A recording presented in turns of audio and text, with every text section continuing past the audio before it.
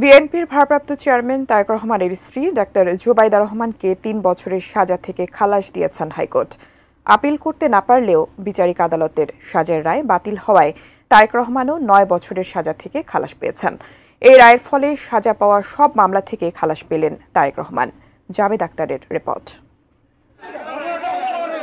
সম্পদের তথ্য গোপন ও জ্ঞাত আয় বহির্ভূত সম্পদ অর্জনের অভিযোগে ২০০৭ সালের ২৬শে সেপ্টেম্বর বিএনপির ভারপ্রাপ্ত চেয়ারম্যান তারেক রহমান ও তার স্ত্রী ডাক্তার জুবাইদা রহমান সহ ৩ জনের বিরুদ্ধে রাজধানীর কাফরুল থানায় মামলা করে দুর্নীতি দমন কমিশন দুদক।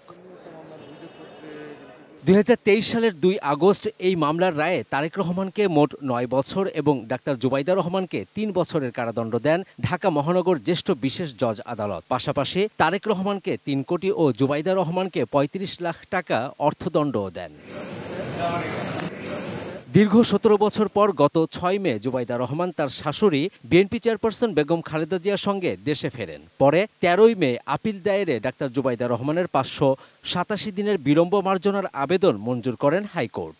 এরপর ৩ বছরের কারাদণ্ডের রায়ের বিরুদ্ধে আপিল করেন জুবাইদা রহমান।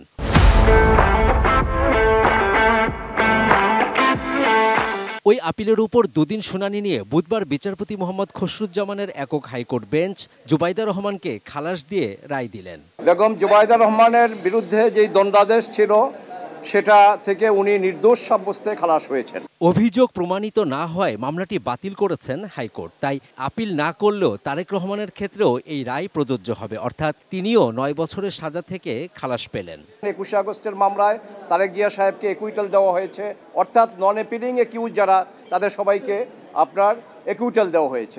মাননীয় প্রধান বিচারপতির নেতৃত্বে আমাদের ফুল বেঞ্চ অ্যাপেলেট ডিভিশনের ওনারা বলেছেন যে অন্য কনভিক্ট যিনি আপিল করতে পারেননি এই খালাস বা এই একুইটালের ওয়ার্ডার তাদের বেলায় প্রযোজ্য হবে। এই মামলা তারেক রহমান সাহেবের বিরুদ্ধে উনি কোনো জ্ঞাত আয় বহির্ভূত কোনো সম্পদের অধিকারী নহেন এবং কোনো সম্পত্তি উনি ডিজনেস্টলি অর্থভাবে উনি কোনো অর্জন করেন নাই। মাননীয় আদালত আমাদের কথা রেখেছেন। জাজমেন্টে উনি অর্ডার পোর্শনে পরিষ্কারভাবে উল্লেখ করেছেন যে মিস্টার তারেক রহমান সাহেবকেও এই মামলা থেকে নির্দোষ সাব্যস্তে খালাস দেওয়া হলো। দুদকের আইনজীবী জানান এই মামলার প্রক্রিয়াতে ভুল ছিল।